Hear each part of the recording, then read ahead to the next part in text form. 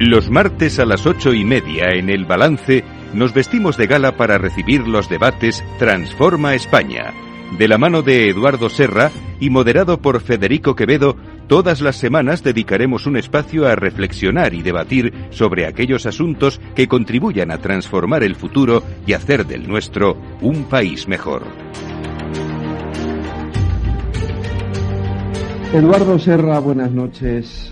Buenas noches, Federico. Hoy en la distancia. Buenas noches. Sí, ya siento no poder estar hoy ahí, pero sabes que esto de los protocolos COVID es lo que tienen y yo tengo que ser también cuidadoso claro. y, en fin, atender a lo que nos dicen las autoridades sanitarias. Pedazo de tema que tenemos hoy, ya lo hemos tratado alguna vez también, es verdad, en el programa, pero además hoy lo vamos a hacer de la mano de dos ilustres. Vamos a hablar de monarquía república, lo vamos a hacer de la mano de Emilio Lamo de Espinosa, que supongo que ya me estará escuchando. Querido Emilio, muy buenas noches. Así es, Federico, buenas noches y que te sea leve. Muchas gracias, Emilio. Emilio es catedrático emérito de Sociología de la Universidad Complutense de Madrid, académico de la Real Academia de Ciencias Morales y Políticas y expresidente del Real Instituto Elcano. Y Mauro Guillén. Mauro, buenas noches también. También para ti que nos estás escuchando. ¿Cómo estás? Mauro es decano de la Cambridge YouTube Business School y miembro del Queen's College de la Universidad de Cambridge. Gracias a los dos por estar aquí, gracias a los dos por acompañarnos en este ratito. Espero que se nos pueda escuchar bien. Si tenemos algún problema de sonido, pero a ver si lo podemos ir resolviendo a lo largo del debate. Y en fin, Eduardo, si te parece, nos pones tú, sí, nos introduces como hacemos siempre, eso es. Con mucho gusto.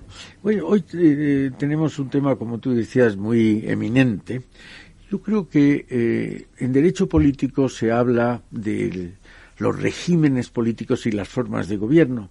A mí me parece que por introducir claridad, regímenes políticos se refiere más a las relaciones entre el poder y la ciudadanía.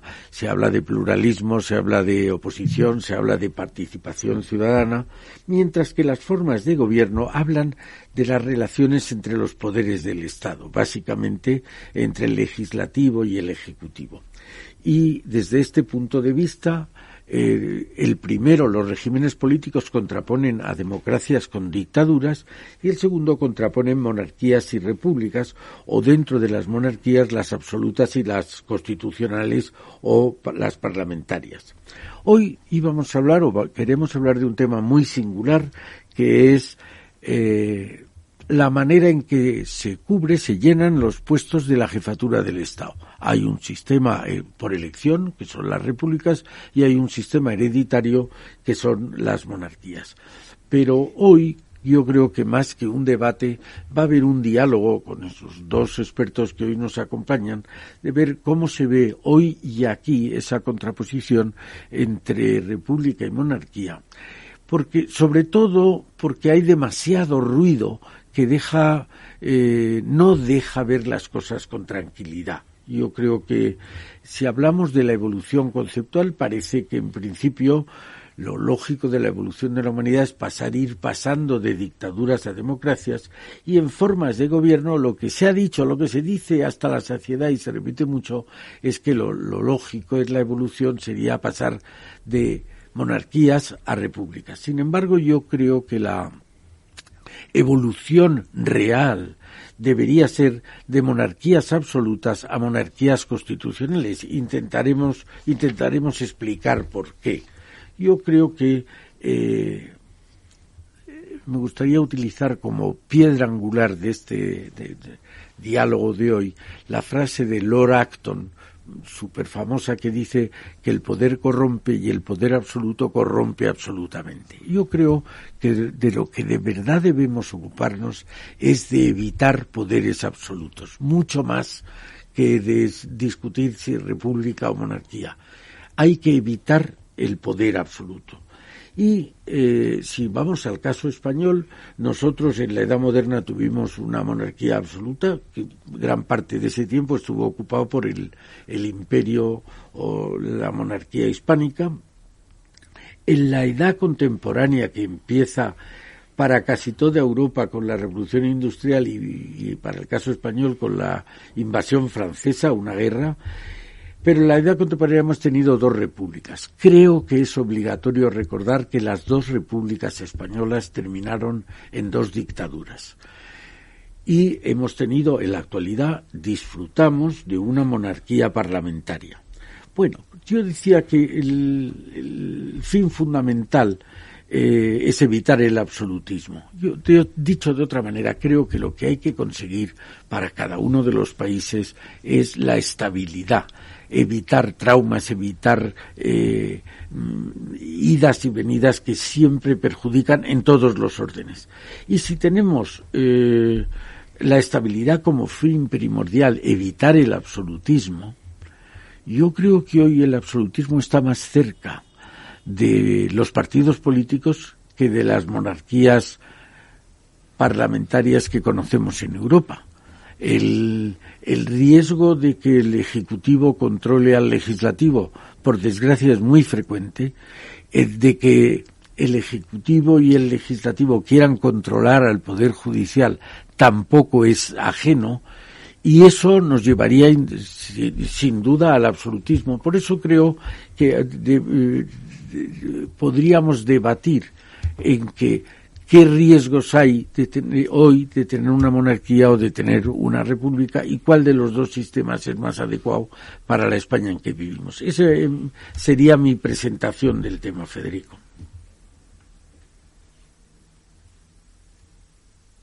¿Federico? Sí, creo, Emilio, yo soy Mauro Guillén ahora. Creo que había escuchado por otro canal que tenía algún problema con su conexión, Federico. Sí, bueno, pues sí, entonces si queréis vamos prescindiendo, Emilio o Mauro, como si queréis intervenir. Muy bien, pues comento tú. Bueno, yo creo que has comenzado diciendo algo que me parece extremadamente importante, y es que una cosa es la distinción entre democracia y dictadura, que es la clave y es lo que es extremadamente importante, y otra cosa es la forma que puede adoptar la jefatura del Estado, que es la distinción entre monarquía o república, ¿no? Lamentablemente, en muchos países, y singularmente en España, se confunden los 2 términos. Nosotros en el Instituto Elcano hicimos alguna investigación examinando los estereotipos y los prejuicios que existían en España acerca del fenómeno de la monarquía, que hay muchos, son muchos, y muy antiguos, y muy enraizados, ¿no? Básicamente eran 3. El primero de ellos era esto: las monarquías no son democráticas. El segundo es que son viejunas, son antiguas, son, digamos, algo pasado de moda. Y el tercero es que son caras. Y la verdad es que cuando lo hemos examinado empíricamente, yo lo he hecho y puedo dar los datos, lo que descubres es que las 3 no son correctas. De hecho, cuando te vas a examinar los rankings de democracia en el mundo en este momento, hay 3 instituciones muy acreditadas. Una de ellas es el Economist Intelligence Unit. Todos los años hace un estudio muy pormenorizado de casi 200 países y de la calidad democrática de los países. Te encuentras con una sorpresa. Yo me la encontré hace años y me llamó mucho la atención. Y es que cuando vas a ver los únicos 20 países que son full democracies, democracias completas, resulta que allí están Suecia, Noruega, Dinamarca, Holanda, Bélgica, el Reino Unido, España. Es decir, hay muy pocas monarquías parlamentarias en el mundo, no llegan a la 12, y casi todas ellas, prácticamente la inmensa mayoría, están entre las mejores democracias del mundo. Por el contrario, por ejemplo, las 2 grandes repúblicas bien reconocidas, Francia y Estados Unidos, no estaban entre las 20 primeras, no están están después. Es evidente que son democracias, pero de peor calidad. O por decirlo de otro modo, y esto se puede acreditar, es más probable que un régimen sea democrático si es monarquía que si es república. Hay más dictaduras republicanas que dictaduras monárquicas. Y si es una monarquía parlamentaria, casi tiene asegurada la calidad democrática. Lo cual es muy sorprendente. A mí me sorprendió, debo decir que me sorprendió mucho. Y a partir de ese momento me puse a estudiar el tema y seguí indagando sobre esos otros estereotipos de los que comentaba anteriormente, ¿no? Podemos hablar de ellos más adelante, pero no quiero monopolizar. Pero me parecía importante comenzar poniendo encima de la mesa estos datos. Las mejores democracias del mundo en este momento son monarquías parlamentarias. Mauro. Bueno, muchas gracias por invitarme. Espero que se me pueda escuchar bien. Sí. Y yo, en primer lugar, quiero decir que, como siempre, Emilio, ha dado, completamente en el clavo, ¿no? En todos sus comentarios. Estoy completamente de acuerdo con él. yo creo que hay que hacer dos apuntes adicionales, ¿no?, a lo que Emilio ha comentado. El primero es que, claro, podría darse, si miramos en estos momentos comparamos las monarquías y las repúblicas en el mundo, podría darse este fenómeno que los científicos sociales conocemos como el sesgo de la supervivencia, ¿no? Es decir, que solamente han sobrevivido las monarquías más estables, más democráticas, o las que han sabido transformarse, ¿no?, desde un estilo autoritario o absoluto a otro que han incorporado las reglas de juego democrático dentro de un marco constitucional, normalmente, como decía Emilio, de una monarquía parlamentaria, ¿verdad? Ahora, claro, es posible que haya desde un punto de vista estadístico ese sesgo de supervivencia, es una posibilidad, aunque yo en mi propia investigación he encontrado que no es cierto. Pero bueno, de todas maneras, a la ciudadanía que se encuentra en estos momentos en distintos países del mundo, a ellos les es igual el sesgo de la supervivencia. Lo que les importa es que su sistema político funcione, que su sistema político cree bienestar, que su sistema político sea estable, como decía Emilio, y que sea un sistema político en el cual pues haya una convivencia fluida, ¿no?, entre los ciudadanos, las ciudadanas. Entonces, el otro apunte que quiero realizar, que yo creo que es importantísimo, y estoy seguro que Emilio también lo ha estudiado muy de cerca, es que, no solamente la calidad de la democracia es mayor por término medio entre las monarquías que hoy existen en el mundo, comparadas con las repúblicas, incluso dentro de la categoría de los regímenes democráticos, sino que también los resultados económicos a largo plazo son mejores, que eso es lo que yo he establecido en mi propia investigación, ¿no? Es decir, que no solamente, o seguramente no es coincidencia, ¿no? Es decir, que una mayor calidad democrática, unos mecanismos que hagan que la política no se salga de sus cauces, que el Poder Ejecutivo no abuse de sus prerrogativas, que haya un cierto orden y concierto entre los tres distintos poderes, etcétera, pues a largo plazo redunda en mejores resultados económicos. Yo concretamente lo medí en términos de la renta per cápita, ¿verdad?, a largo plazo. Entonces, yo creo que esto es muy importante, ¿no? Es decir, que no solamente las monarquías constitucionales, que normalmente son parlamentaristas, que tienen una calidad democrática muy elevada, sino que además encima redundan en resultados económicos mejores, pues maravilloso, ¿no? Y siempre a mí me hacen la pregunta, pero ¿qué pasa con la distribución de la renta y de la riqueza? Es decir, porque una cosa es que el Producto Interior Bruto per cápita sea muy elevado, pero otra es cómo esté distribuido. Pues también se da la circunstancia de que las monarquías que existen hoy en el mundo, de corte constitucional, o sea, de estructura constitucional y de corte democrático, pues resulta que además tienen índices de desigualdad en la distribución de la renta y de la riqueza muy inferiores a las por término medio, las repúblicas, ¿no? Y por supuesto, si compara las monarquías que son constitucionales y democráticas, como lo pueden ser todas estas europeas y también Japón, ¿no?, y algunas otras de Asia, con las monarquías que todavía existen en el mundo, que o bien son absolutistas, hay 4 todavía, sobre todo en Oriente Próximo, o que son formalmente constitucionales, pero que en la práctica no son muy democráticas, pues también se observa en ese caso que la distribución de la renta es mucho mejor en las monarquías constitucionales que promocionan prácticas democráticas, ¿no? Es decir, que con esto que estoy diciendo no de ninguna manera quiero hacer el argumento de que todos los países del mundo deberían adoptar esta forma de gobierno, ¿no?, como decía Emilio, que es la monarquía en lugar de la república. Por supuesto que no. Para que la monarquía funcione tiene que haber una tradición, tiene que haber una historia, tiene que haber un arraigo. Si no, no tiene sentido. En estos momentos hay 29 países que son monarquías en el mundo. Si se suman las de la Comunidad Británica de Naciones, el Commonwealth, son 43 países, ¿no? Pero eso no quiere decir que esto sea un modelo exportable a otras partes del mundo. Por supuesto que no. Ahora, en esos países, como muy bien decía Emilio, sobre todo los europeos, ¿no?, desde Escandinavia al norte hasta España al sur, pues nos ha ido bastante bien en el contexto europeo incluso, ¿no? Ya no digamos en el contexto mundial, tanto en términos de bienestar económico como en términos de la calidad de la vida democrática. Entonces yo creo que esto es muy importante y con esto termino. El debate normalmente que se observa en los medios periodísticos y también en los medios sociales, por desgracia, es un debate que yo creo que ignora estos hechos, ¿no? Estas realidades. Y esto es algo muy grave porque, claro, estamos jugando aquí no con simplemente quién es ocupa la jefatura del Estado. Estamos jugando con la calidad de la vida democrática y estamos jugando con el bienestar económico de la población.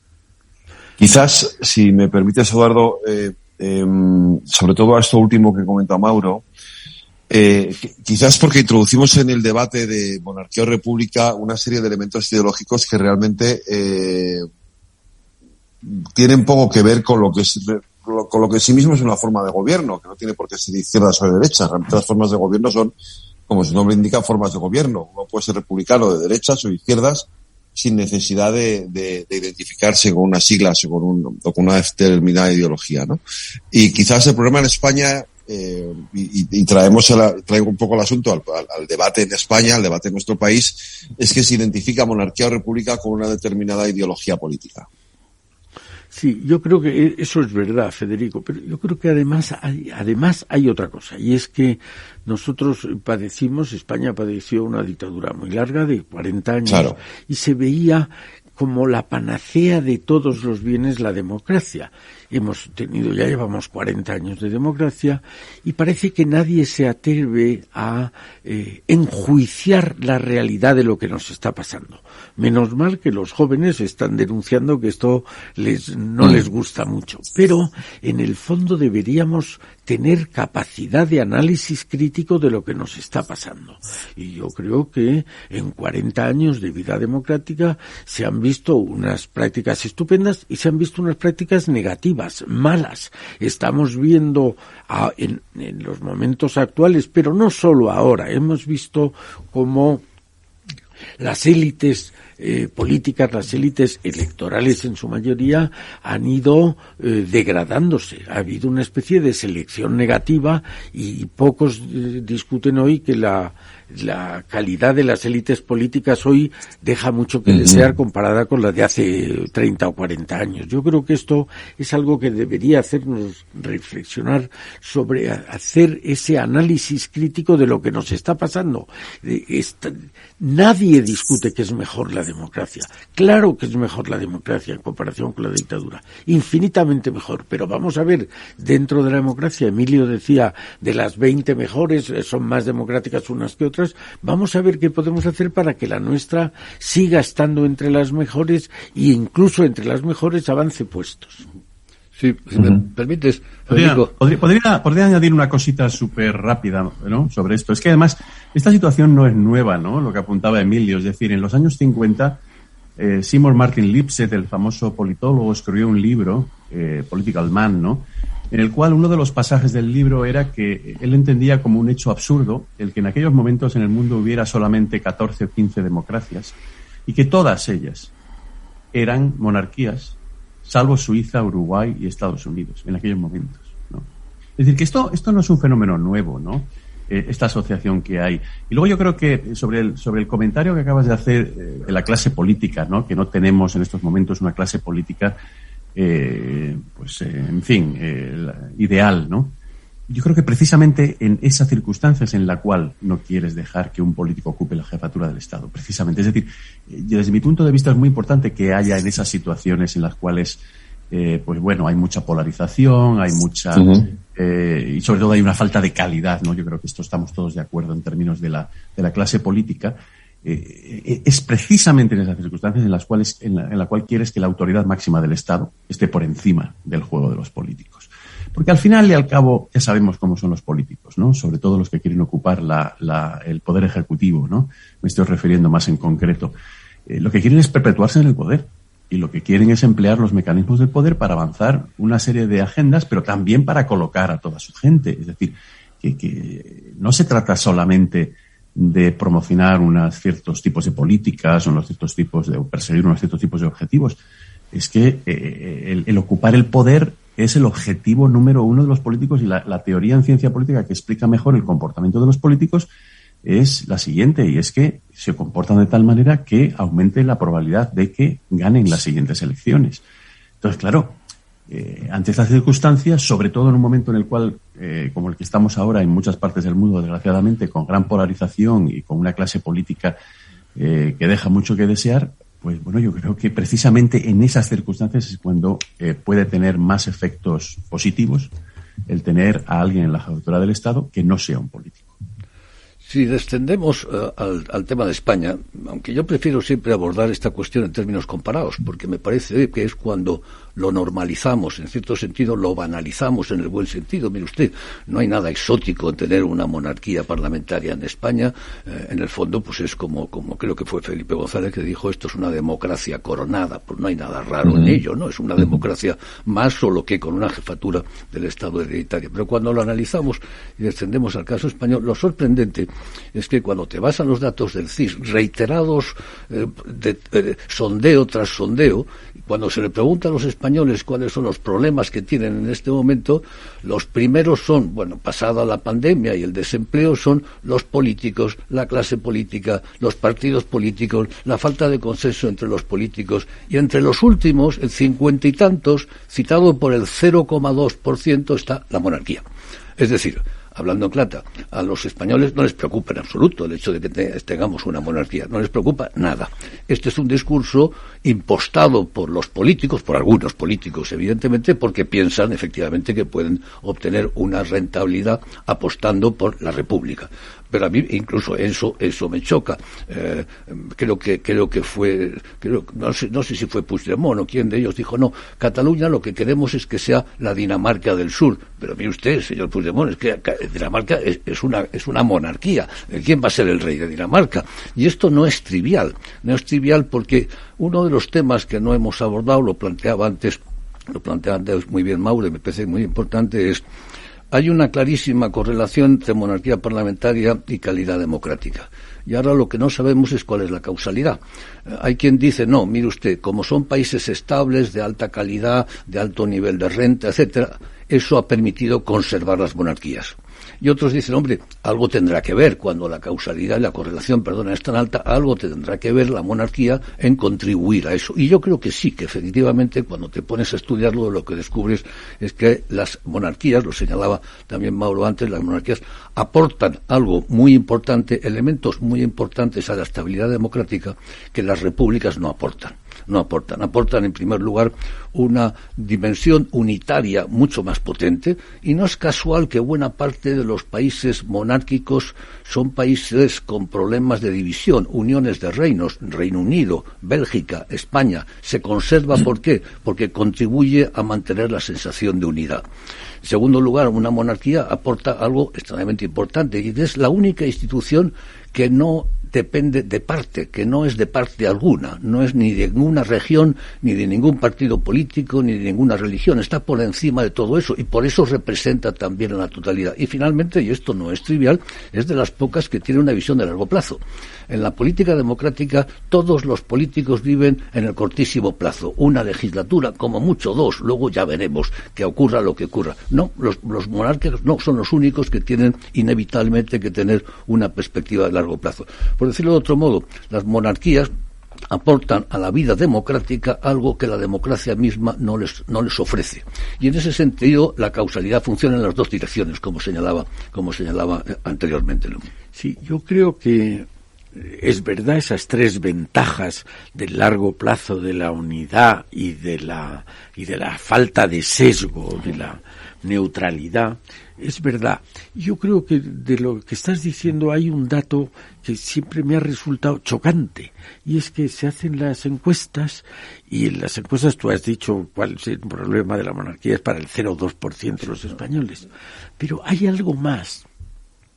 Cuando se dice quiénes son la gente más prestigiada en España, hablan de los catedráticos, hablan de los militares, de los cuerpos y fuerzas de seguridad, de los médicos, y de los últimos puestos están los políticos y los sindicalistas. Oiga usted, que son esos precisamente el resultado de las elecciones.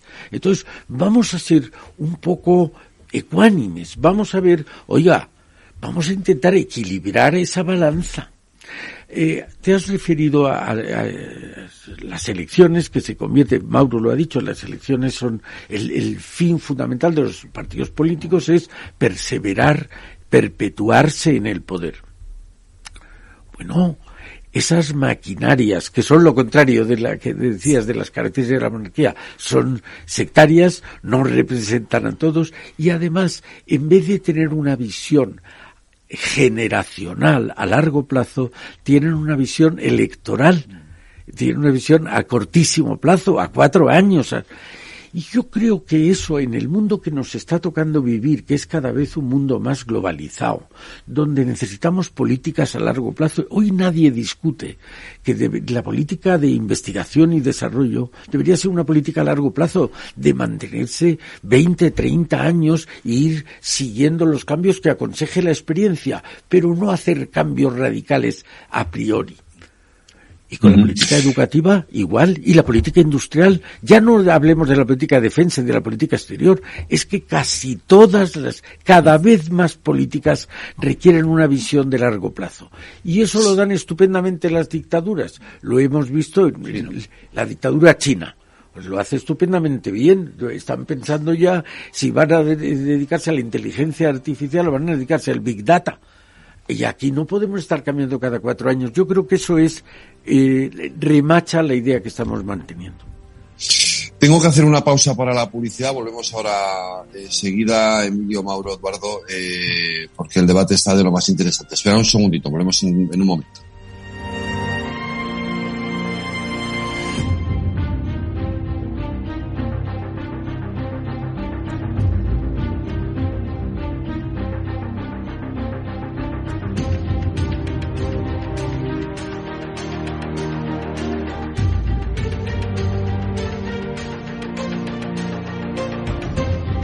Transforma España.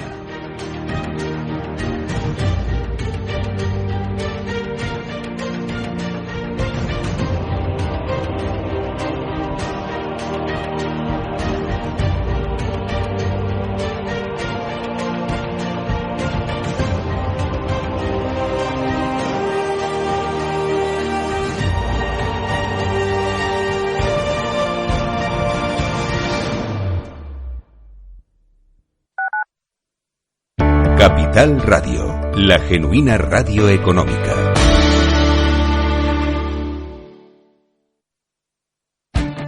Esto te estás perdiendo si no escuchas a Rocío Arbiza en Mercado Abierto. David Elizaga, director financiero de eDreams. Los europeos están viajando mucho dentro de Europa. Ese es el perfil más habitual que estamos encontrando en estas semanas. Hay mucho movimiento dentro de Europa. Siempre ha sido nuestro perfil más habitual. Nosotros somos una compañía que tenemos operaciones muy importantes en todos los países grandes europeos, y el segmento de europeos viajando a otros lugares dentro de Europa es ahora mismo, desde luego, lo que más vendemos. Mercado Abierto con Rocío Arbiza. Capital Radio. Siente la economía.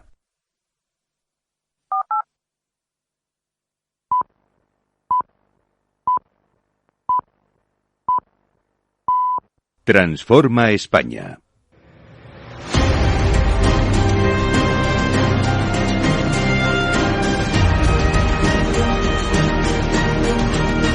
Pues son las 9 de la noche, 1 hora menos, en las Islas Canarias. Seguimos en la sintonía de Capital Radio, en el balance, y en nuestro debate Transforma España estamos hablando de monarquía o república. Lo estamos haciendo de la mano de Emilio Lamo de Espinosa y de Mauro Guillén, con Eduardo Serra. A ver, yo os planteo una cuestión a los tres, porque habéis hablado de todas las bondades que tiene los regímenes monárquicos, sin duda alguna. Pero, claro, cuando uno pone en la balanza el peso de las grandes potencias mundiales, la gran mayoría, si yo no me equivoco, que me puedo equivocar, yo creo que son repúblicas, no son monarquías, precisamente. Estados Unidos no es una monarquía, o Alemania no es una monarquía, Italia no es una monarquía, Francia no es una monarquía, Inglaterra sí, pero el resto Más o menos no.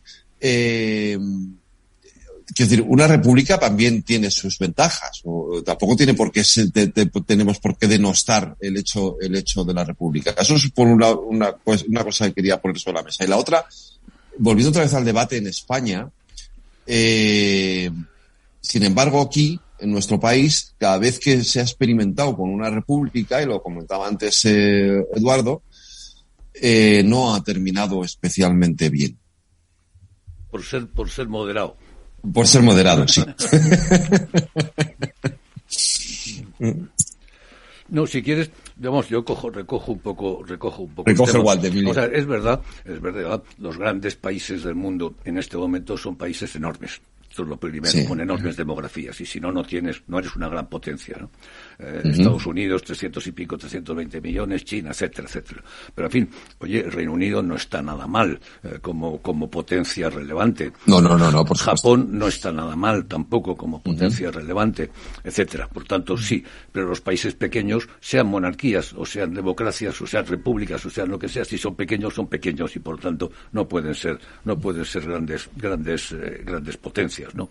Lo segundo que planteabas era, si mal no recuerdo, perdona, recuérdamelo porque se me ha despistado.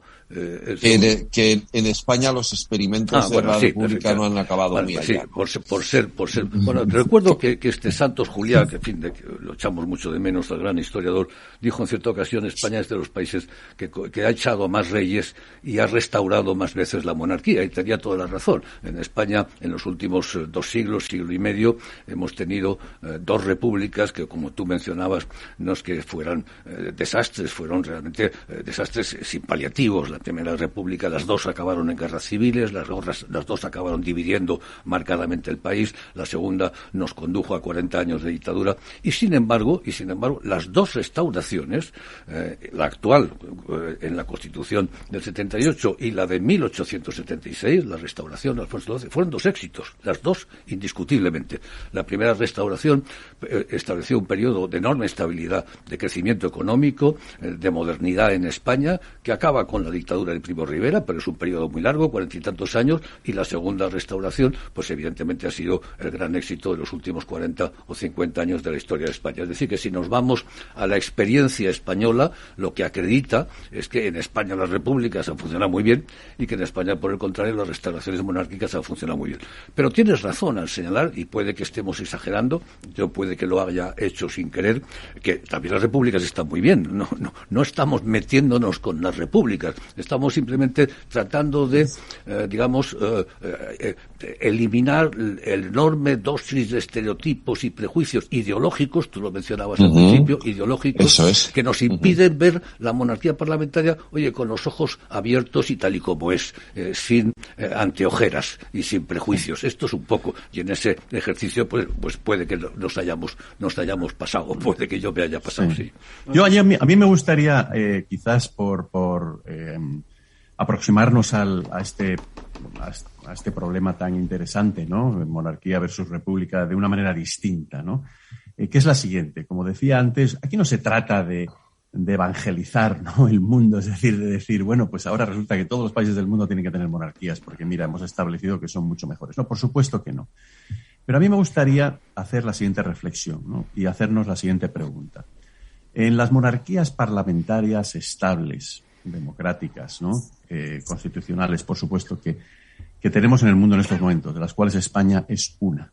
En todos esos países hay problemas, evidentemente. Esos problemas, en muchos casos, son problemas compartidos con las repúblicas. Pues, por ejemplo, el desempleo juvenil, o el cambio tecnológico y la dislocación social que trae, o la falta de competitividad, o lo que sea. A mí, la pregunta que a mí realmente me parece relevante es si en un país como España, o en un país como Suecia, o en un país como Holanda, o en un país como Bélgica, si ahora cambiáramos de monarquía a república, exactamente qué de esos problemas tan importantes tendrían una mejor solución. Porque desde mi punto de vista, seguramente ninguno de ellos tendría una mejor solución, no solamente eso, sino que seguramente crearíamos algún otro problema, ¿no? Yo creo que por ahí van un poco los tiros cuando Emilio decía que en España los experimentos con las 2 repúblicas terminaron mal, ¿no? Es decir, ¿qué problemas tenía España en los años 30? Bueno, pues era una economía agraria atrasada. ¿Qué problemas se resolvían en lugar de teniendo una monarquía que, por supuesto, en aquellos momentos estaba muy desprestigiada, ¿no? Después de lo que ocurriera en los años 20. Pero ¿qué problemas se solucionaban? De los problemas realmente importantes que tenía el país en aquellos momentos, ¿no? Que no pudiera resolver una monarquía orientada de la manera adecuada, claro, evidentemente, ¿no? Pero pongámonos nuevamente hoy, ¿no? Estamos en el año 2022. ¿Cuáles de los grandes problemas que tiene España o que tiene Dinamarca, por ejemplo, con la inmigración y la absorción de migrantes, o que tiene Bélgica, etcétera, cuáles se solucionan haciendo un cambio desde una monarquía hacia una república? Esa es la pregunta que para mí me parece relevante, que es otra manera de evaluar la situación, ¿no? Sí, y no sé cuál es vuestra respuesta. No, yo estoy muy de acuerdo con eso que dices, Maura, y además redondearía la pregunta de decir qué problemas se solucionarían y qué problemas se agravarían. Es decir, yo creo que ¿qué nos pasaría hoy si tuviéramos al presidente de gobierno que tenemos y a un presidente de la República que se llamara José María Aznar o que se llamara incluso Felipe González? Oiga, no sería más fácil la situación de lo que es ahora. Yo creo que, retomando el comienzo de esa pregunta que hacías, Federico, a mí me parece que antes estos dos señores nos han dado la clave, que es, mire usted, no se trata de inventar las monarquías ab inicio, de la nada, sino que son un producto de la historia. Y encontramos que ahora las superpotencias del mundo, lo ha sido la Unión Soviética, hoy Rusia, lo es China, lo es Estados Unidos, ninguna es monarquía. Pero vamos a ver, ¿cuándo han sido monarquías esos países? ¿Cuándo ha sido? Rusia lo fue y terminó muy malamente el régimen zarista, pero Estados Unidos no ha sido nunca una monarquía. Sin embargo, los países que han gobernado el mundo en los últimos 500 años, que son los europeos, España, Portugal, Francia, Inglaterra, Holanda, esos países han conservado sus monarquías, que eran los que habían dominado el mundo y siguen teniendo una posición señera. Y segundo, en el caso de España, lo ha dicho yo creo que muy bien Emilio, en el caso de España, la causa fundamental de lo mal que le ha ido a España, a mi juicio, en la edad contemporánea, ha sido el atraso económico. Mientras el resto de Europa disfrutaba de los beneficios de la revolución industrial, España tenía, lo ha dicho Mauro, en los años 30 una economía agraria, pero nos habíamos quedado al margen del progreso, al margen de la historia. Yo creo que ahora, también lo ha dicho Emilio, estamos pasando, casi todo el mundo lo reconoce, que los mejores 40 años de nuestra historia, oiga, no conjuguemos con las cosas de comer, estamos teniendo una restauración muy exitosa, no juguemos con el riesgo de poder estropear esos buenos años que llevamos. Yo creo, por recoger el tema que planteaba Mauro, es evidente que en este momento hay en España un discurso político muy ideologizado de ataque directo frente a la monarquía. Claramente, lo vemos constantemente, con dos orígenes, sobre todo, por una parte la extrema izquierda, Podemos, por otra parte los independentismos. Esos son los dos orígenes, ¿no? Que lo que pretenden no es tanto acabar con la monarquía, que también, sino que lo que pretenden es abrir el melón de la Constitución del 78. Esta es la realidad. Creen que han encontrado en la monarquía una suerte de caballo de Troya por el que puedes conseguir penetrar y abrir esa problemática. ¿Camino de qué? Bueno, pues camino de un régimen confederal, de un régimen medio confederal, medio bolivariano, no se sabe qué. Pues bueno, un poco una modernización de la Primera República. Esto es lo que acabaría siendo o algo parecido. Por lo tanto, algo, francamente, desde mi punto de vista, lamentable. Por fortuna, yo creo que ese discurso no ha penetrado, y lo veíamos anteriormente cuando dábamos los datos. Pues a los ciudadanos españoles la monarquía les preocupa en poquito, y es más, ocurre lo contrario. Cuando te pones a examinar en numerosos sondeos, esta mañana estaba viendo uno, sin ir más lejos, numerosos sondeos, el prestigio de las diversas instituciones, lo que descubres es que las más prestigiosas son aquellas que no se meten en política partidista, las Fuerzas Armadas, la Guardia Civil, la policía, El rey, evidentemente, la corona, que está muy por encima, y por el contrario, las que están peor valoradas, pero muy mal valoradas, son los partidos políticos, la falta de consenso, en fin. En este momento, por ejemplo, la valoración del rey está muy por encima de la del Parlamento, pero muy por encima, y próxima, pues como digo, a la de las Fuerzas Armadas. Y está creciendo, además. Y yo tengo la sospecha, esto habría que estudiarlo, Mauro, lo podemos, a ti que te interesan también estas cosas, yo tengo la sospecha de que a medida que el prestigio de los políticos se deteriora, y de la clase política y del Parlamento y de los partidos se deteriora, el prestigio de la corona como algo por encima de neutral y objetivo crece. Y de hecho, en los últimos años, meses, después del disgusto, evidentemente, del emérito, no hemos hablado del emérito, pero conviene mencionar. Ahora se iba a preguntar, sí. Claro, pero no, después del enorme disgusto que nos ha dado a todos, pues ha habido una remontada verdaderamente relevante del prestigio de la corona, porque está por encima. Por dar un par de datos que son muy demoledores. En este momento el prestigio, la confianza en el presidente del gobierno, o la falta de confianza en el presidente del gobierno, es del 70 y tantos %, y en el líder de la oposición del 80 y tantos %. Esto nos da una idea del grado de deterioro del aprecio ciudadano en la política y en la clase política y en los partidos políticos. Y en ese contexto, pues es evidente que un papel objetivo, neutral, frío, distante, suprapartidista como el del rey, pues cobra mayor relevancia, ¿no? Yo creo que Emilio ha tocado una tecla por la que yo quería preguntaros, porque quizás ese ha sido el momento de mayor debilidad, ¿no?, que ha sufrido la imagen que tenía o que tiene la monarquía en el conjunto de la sociedad. Luego ha venido el rey Felipe VI y las cosas han cambiado y se ha vuelto a recuperar, digamos, esa fortaleza otra vez en la imagen de la monarquía. Pero es verdad que ha habido un momento de una enorme debilidad, un momento que además algunos partidos pues lo han querido aprovechar también, ¿no? Esto es un hecho. Sí, pues sin duda. Me gustaría hacer sí, a lo mejor un punto discordante. Yo creo que hemos pasado muchos años con un terrorismo terrible que ha costado casi 1.000 muertes, que no se han juzgado a casi la mitad de los autores, y todos hemos tenido un cuidado exquisito antes de llamar terrorista a un señor que tenía 40 muertos en su conciencia, decir presunto terrorista. Y eso me gusta. En un Estado de Derecho, mientras no te condene un tribunal, es presunto. No hay nadie que pueda ser acusado de un crimen si no lo ha sido condenado por los tribunales. Bueno, con el rey Juan Carlos, que yo sepa, no le ha condenado ningún tribunal. Y que yo sepa, no he oído presunto. Todo el mundo da por cierto lo que se dice de él, diga quien lo diga. O un comisario corrupto, o una señora buscona. No entiendo eso. Me parece que somos profundísimamente injustos con él. Segundo, me parece que somos ingratos. Todos hablamos sin parar del desastre de una dictadura de 40 años, lo que se ha padecido. Bueno, ¿quién nos liberó de esa dictadura? ¿Quién cedió todos los poderes que tenía la jefatura del Estado y se los devolvió al pueblo y hizo una constitución? Somos ingratos. De bien nacidos es ser agradecidos.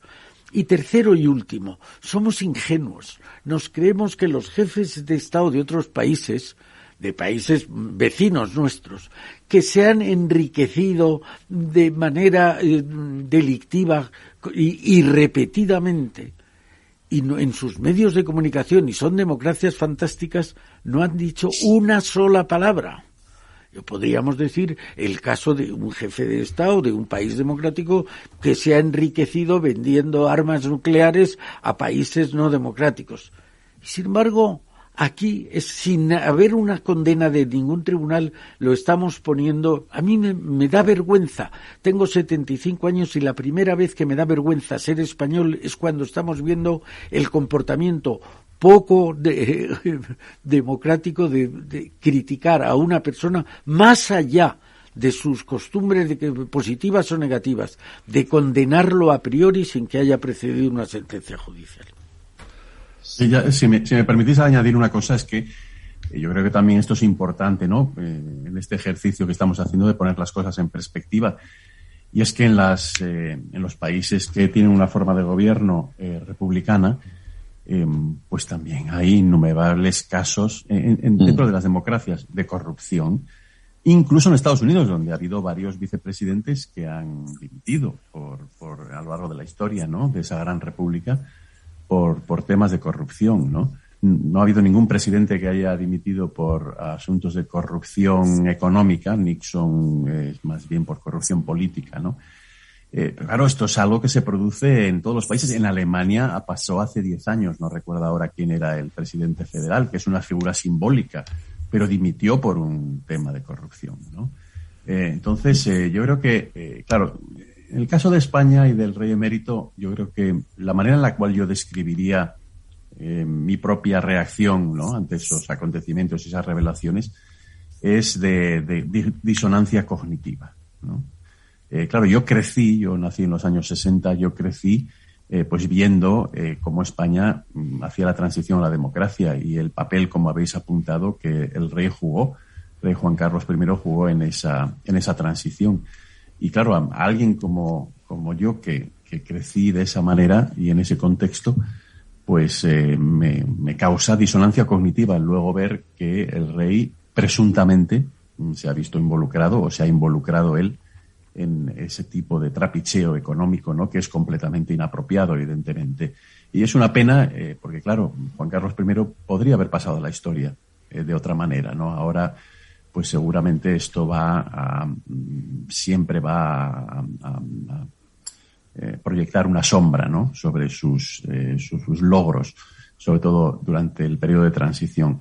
Disonancia cognitiva, pero yo creo que por otra parte, lo que apuntaba Emilio en términos de los datos de opinión pública en España, yo creo que es muy significativo, es decir, que la institución de la corona, de la monarquía, ¿no? De esta forma de gobierno que nos hemos dado en España, pues resulta que tiene una evaluación por parte de la ciudadanía que es bastante favorable, con independencia de la persona que la ocupe, aunque evidentemente Felipe VI ha hecho mucho en los pocos años que lleva en ese puesto por reconstruir el prestigio de la monarquía, ¿no?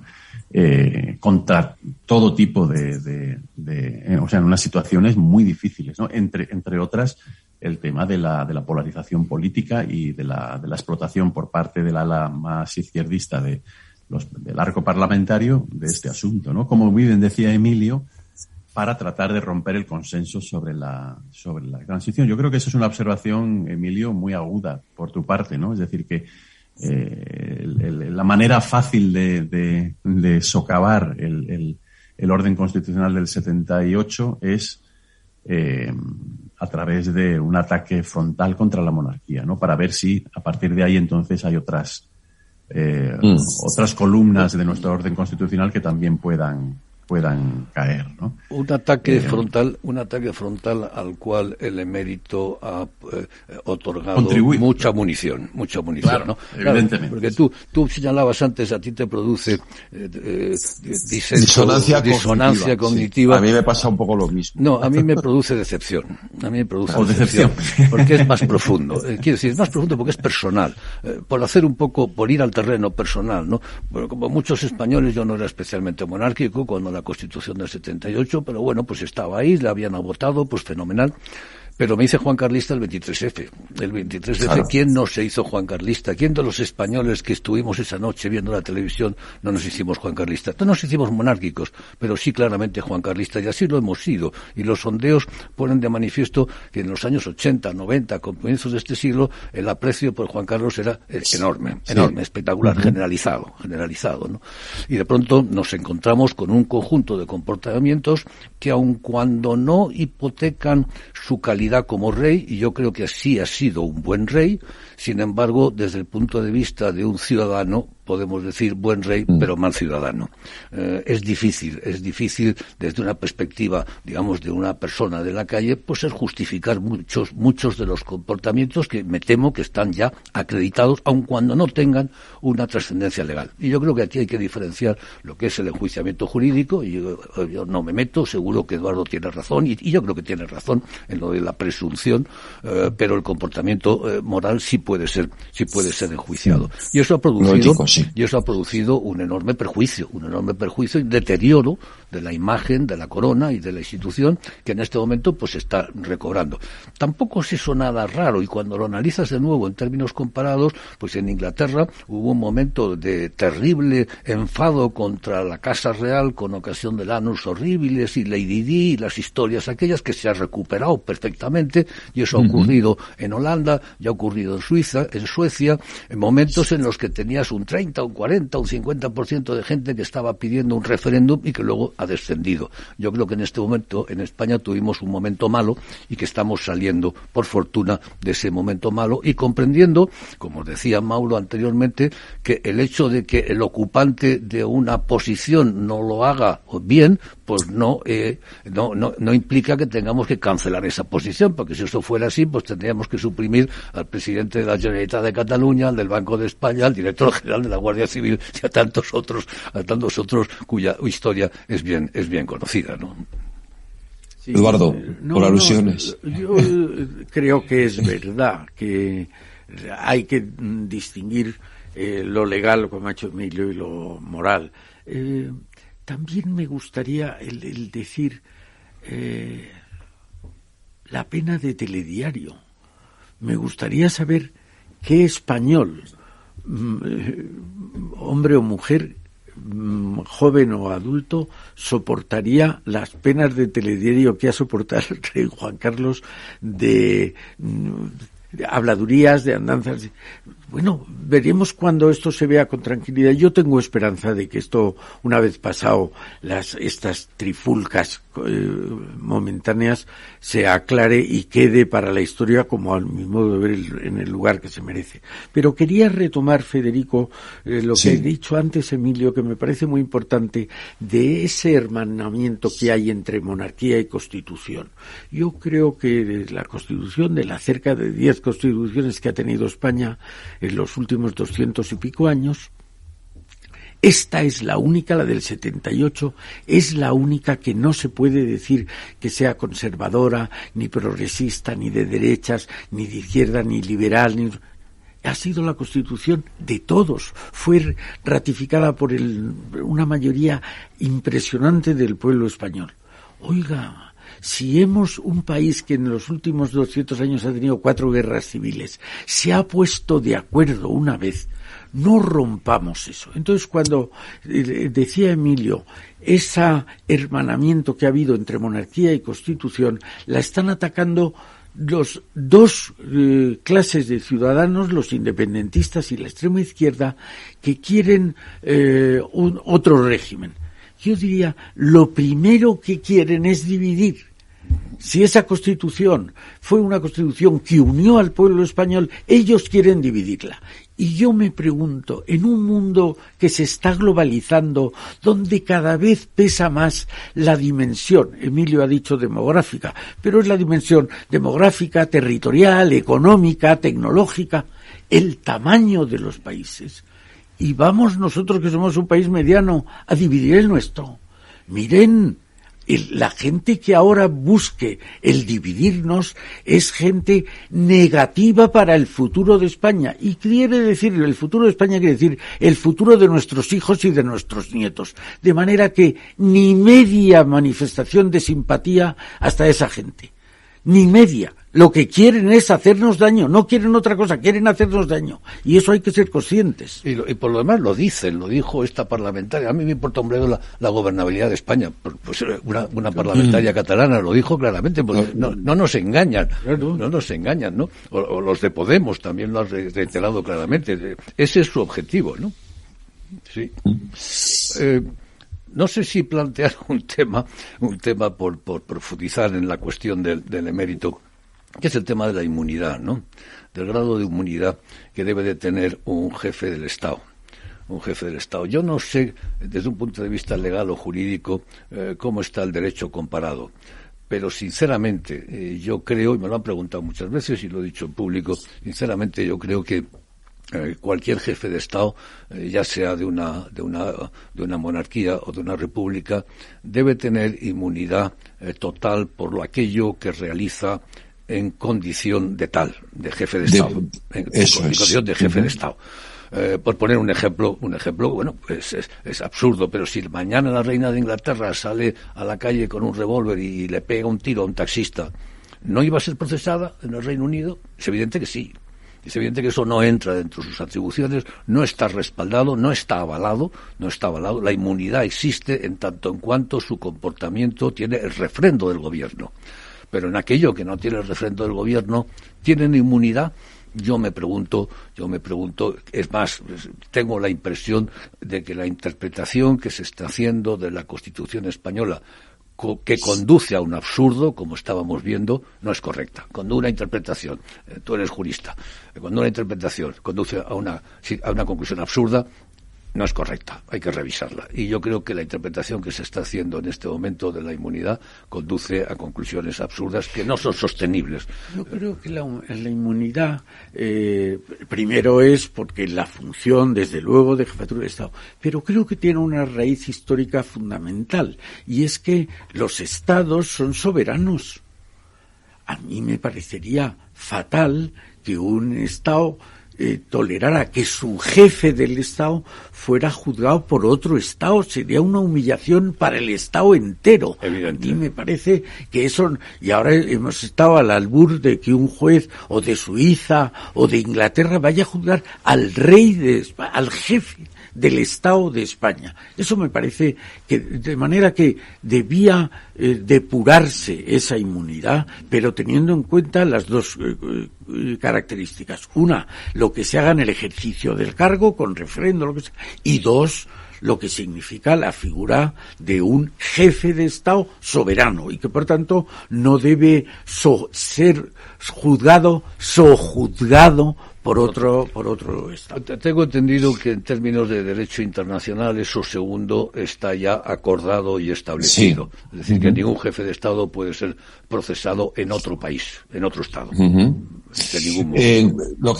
Lo que sí es cierto, Mauro, yo una última reflexión tuya, porque tenemos que terminaría. Bueno, mi última reflexión es bastante sencilla, ¿no? En estos momentos yo creo que plantearnos en un país como España la sustitución de la monarquía por otra forma de gobierno me parece inoportuno, me parece que no contribuiría de ninguna manera a resolver ninguno de los problemas importantes que hay en el país, ya sean sociales, políticos o económicos.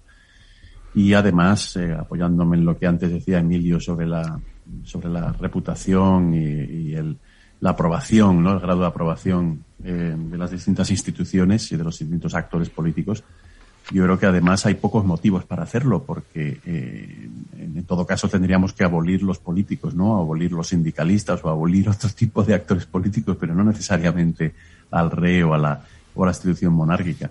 Y yo creo que consenso al que creo que hemos llegado después de una hora de debate es que en los últimos 40 años han sido bastante buenos en España. Quedan problemas, por supuesto, que quedan. Pero, hombre, hemos resuelto muchos problemas importantes que tenía España: aislamiento, atraso económico, falta de oportunidades, etcétera. Se han superado muchos problemas. Quedan otros, por supuesto. Y personalmente creo que eliminar la monarquía no iba a resolverlos. Pues Mauro, Emilio, Eduardo, muchas gracias por habernos acompañado en este interesantísimo debate de Transforma España sobre monarquía república. Eduardo, te espero la semana que viene de nuevo. Que te mejores y espero verte personalmente. Claro que sí, yo espero ya estar pronto ahí otra vez. Un abrazo a todos. Un abrazo muy fuerte. Un abrazo. Muchas gracias. Cuidaros, los tres.